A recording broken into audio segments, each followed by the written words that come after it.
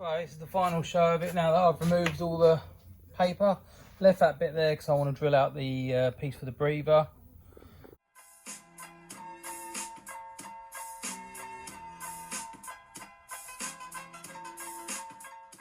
It's a lot better, a lot neater.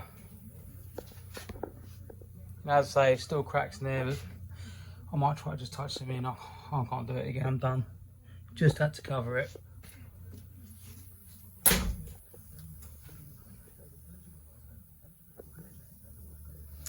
There's a cracked a hell of a lot there. I didn't actually think I put it on that thick. Christ knows, but as I stated before, I ain't no painter. Golly, it's the little things are kicking my arse tonight. So all of us have got a box of these little aeromotive spares. So basically I had to put the blocker on that. That was from the fuel regulator. Then I've got the gauge that was inside the car that comes out underneath the arch. I've removed that, and then that just happens to be the fitting. I don't have a blocker for that. Tried to find a bolt to block it, and I don't have that either apparently, so I'm going to have to order the blocker for that. What else was there? I've measured up for the breather, so circle marks the spot, which is there. Yeah, that's right, that's there. So that's all measured up. Hopefully that should be correct or thereabouts. I mean, if you look at the speaker hole, that's dead centre of it. I've checked it for the middle and that looks to be right as well. My friend Alex, who a big shout out to him for this at the car kitchen. If you guys need any fabrication, metal work done, any of that kind of stuff, he is your man. So very kindly welded this on for me. Put the brackets on for me, so that will sit inside and up, and this bit here, I can't do it with one hand, will not protrude. It should be flush and that'll be bolted in. And then once again, as I said before, just push on connectors and they'll just go all the way at the front. But it looks like after discussing it with Alex, need to go non-collapsible because of the heat. Possibly they can collapse. So yeah, as I say, it'll come up to these guys here. And just push on, go down under the car and be all strapped up. So yeah, it's kind of where I'm at now. Right, now that I finally remembered what I was going to say. So, been out today with my friend Mr. Taylor over here. Hello. Hello. Went and got some bolts for the mysterious missing bolts that hold the gearbox onto the engine. So apparently I've only got one in there. Not checked them all, but I had from a good source, meaning Rob, that I've only got one in there. So I've got a load of them, cut them all down so they're the right size. And banged the oil filter on, half filled it. Lee very kindly gave me the fitting, the blue one you can see. So that's blocked off the oil line feed there, which used to go to the gauge, because that's gone from in the car, like I said earlier.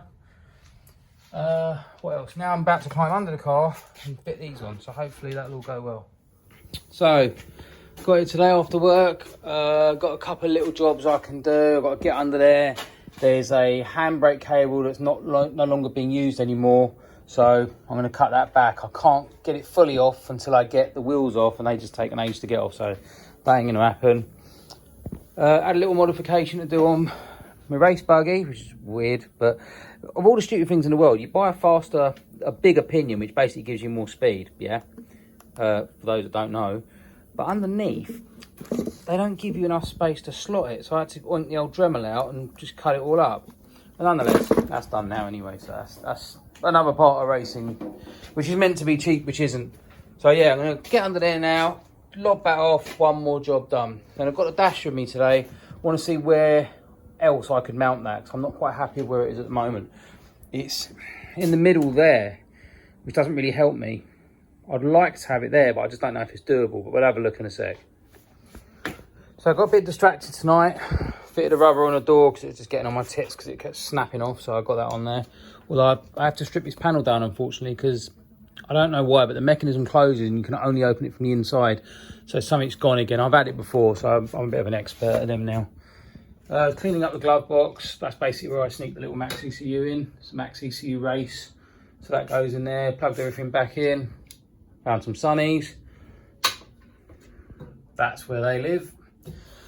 All those street miles that I do in my street car, So yeah, that's that. I've got a power supply in the back over there. That's good for the laptop, so that's ready to rock and roll. I have decided not to clear this monstrosity up, and I'm going to go the PDM route. So all this will change. The Maxx ECU and the PDM will probably be bolted here on a panel, and then I'll just lose all that mess, lose everything. I've got a switch panel coming as well, so that'll be mounted probably somewhere there. I'll have the starter off of it and the nitrous and, you know, everything else that I choose to put on there. Most of the functionality of the car still works, so yeah, I probably only need a six button keypad and that should do the job. But yeah, I didn't put the seat in yet because I need to get some thinners and clean off like all this overspray and stuff. It's pretty horrible, so I just get that done, and then I can bolt the seat on the weekend, I think. But yeah, I just want to make sure all this power's up still. Alright, I've come against one of them life-changing moments now, team.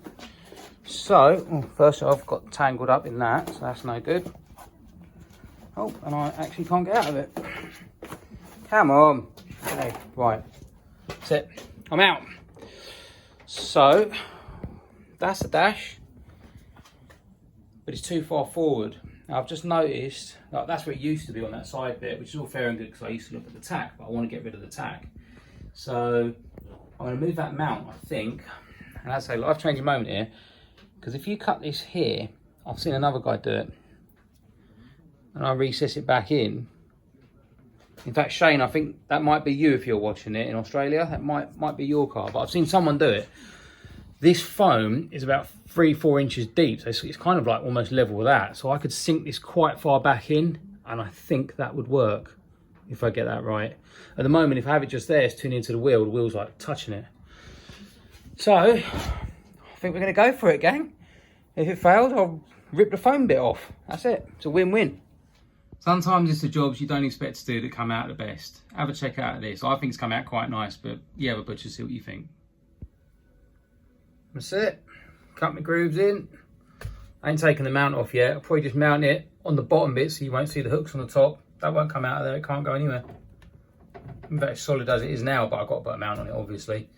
But yeah, I'm happy with that. Hopefully I can actually see it when the wheel's on, but yeah, should be good. Be good enough anyway. Just neatens things up. I don't have to have, you know, you can't look over there when you're looking at your RPM and stuff. It just doesn't work out. This is better. That's it. That's it for tonight.